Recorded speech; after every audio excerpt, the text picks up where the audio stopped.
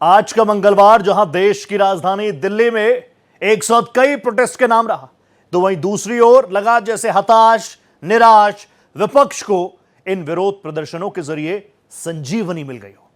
क्योंकि एक तरफ जो विपक्ष संसदीय कार्रवाई नहीं चलने दे रहा है, उसी विपक्ष के नेता आज सड़कों पर एक्टिव नजर आए। जंतर मंतर पर विपक्षी नेताओं का जमघट लगा तो राहुल गांधी ने शाम को कांग्रेस नेताओं के साथ प्रधानमंत्री आवास की तरफ मार्च कर दिया और सड़क पर बैठकर धरना शुरू कर दिया। क्या स्टूडेंट प्रोटेस्ट को अपोजिशन ने हाईजैक कर लिया है?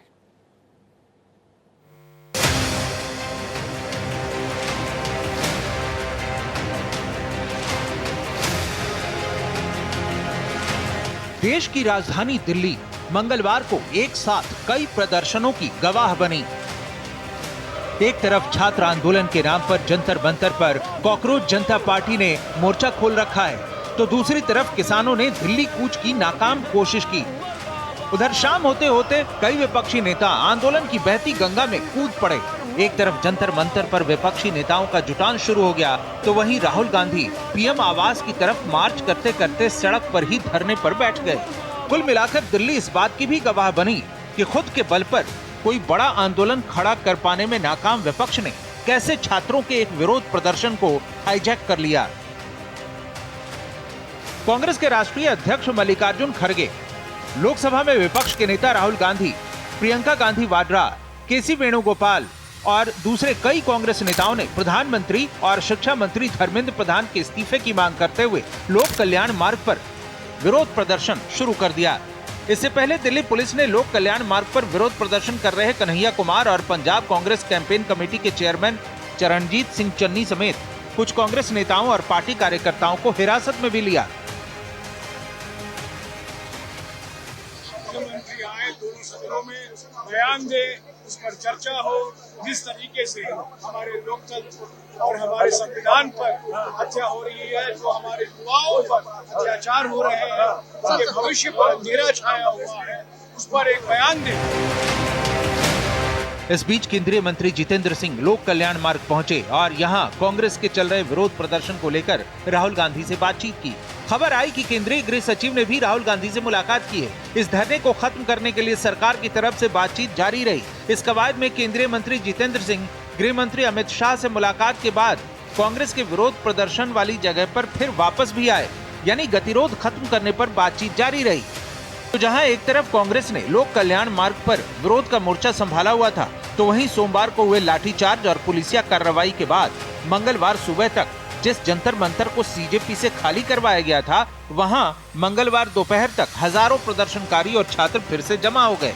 विपक्षी दल आम आदमी पार्टी के नेता अरविंद केजरीवाल, गोपाल राय और एनसीपी एसपी प्रमुख शरद पवार ने भी शाम को जंतर मंतर पहुंचकर प्रदर्शनकारियों से मुलाकात की। सुप्रिया सूले भी इसमें शामिल थी। बारिश के बावजूद शाम तक जंतर मंतर पर विपक्षी दलों का आना और सीजेपी के विरोध प्रदर्शन को मुद्दा बनाना जारी रहा। तो वहीं कोलकाता से टीएमसी अध्यक्ष ममता बनर्जी ने भी हुंकार भरी। দরকার হলে ককরোচের প্রোগ্রামে আমি নিজেও যাব,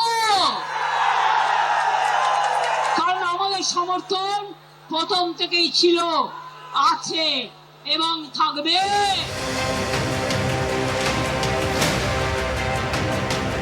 उधर दिल्ली हाईकोर्ट ने सोनम वांगचुक की पत्नी की याचिका पर सुनवाई करते हुए वांगचुक को सफदरजंग अस्पताल से उनकी पसंद के मेदांता अस्पताल में शिफ्ट करने की इजाजत दे दी। केंद्र सरकार के सॉलिसिटर जनरल ने इस पर कोई आपत्ति नहीं जताई। वहीं वांगचुक ने 20 जुलाई को छात्रों पर किए गए लाठीचार्ज और उसके विरोध में अपना अनशन जारी रखने का ऐलान किया। उन्होंने शर्त रखी है कि जब तक युवा नेताओं को सांसदों से मिलने की इजाजत नहीं मिलती, वे भूख हड़ताल खत्म नहीं करेंगे।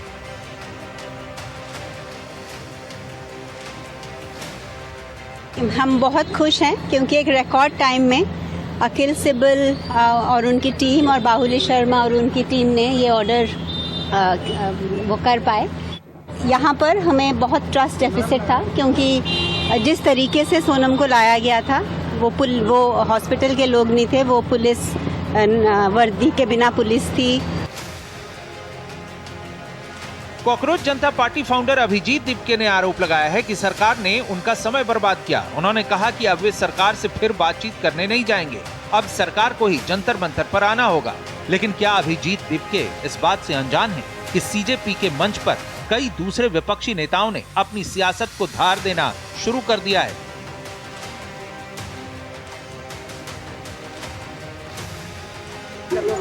शांतिपूर्ण तरीके से बच्चे संसद की ओर जाना चाहते थे, उनके ऊपर बुरी तरह से डंडे बरसाए गए।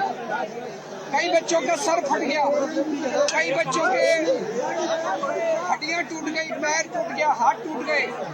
बहुत ही बर्बरता के साथ मोदी जी ने अपने बच्चों पे हमला कराया। बच्चे केवल ये मांग रहे थे कि पेपर लीक नहीं होने चाहिए। एक तो मोदी जी एक नाकाम प्रधानमंत्री हैं।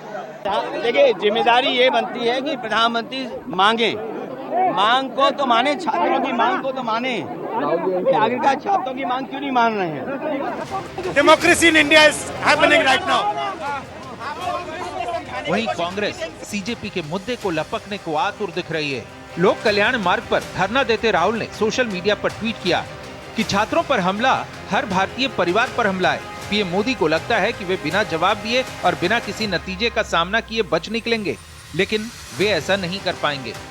राहुल ने इस धरने में शामिल होने के लिए युवाओं से अपील की। इसके तुरंत बाद केंद्रीय मंत्री जितेंद्र सिंह ने सोशल मीडिया पर पोस्ट में लिखा कि प्रतिपक्ष के नेता लगातार अपनी मांग बदल रहे हैं। राहुल गांधी जैसे वरिष्ठ नेता और नेता प्रतिपक्ष का अपनी बात से मुकर जाना दुर्भाग्यपूर्ण है और लोकतंत्र की हर मर्यादा के विपरीत है। राहुल गांधी का व्यवहार लोकतंत्र के उसूलों से मेल नहीं खाता। मतलब साफ है, जंतर मंतर हो या लोक कल्याण मार्ग, विपक्ष ने सीजेपी के छात्र आंदोलन को हाईजैक कर लिया है।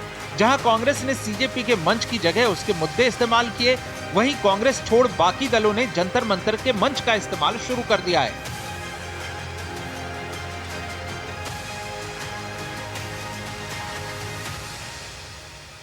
और प्रधानमंत्री आवास के पास जो है और यहाँ पर और साफ बात है कि विपक्ष ने जिस तरीके से इस मुद्दे को लपका है वो किसी भी हाल में इसको नहीं छोड़ना चाहता। सड़क से संसद तक जो है विपक्ष लगातार जो है अपने मुद्दों को लेकर बात करता रहेगा। भारत एक्सप्रेस के लिए कैमरामैन मनु के साथ में कोमल शर्मा।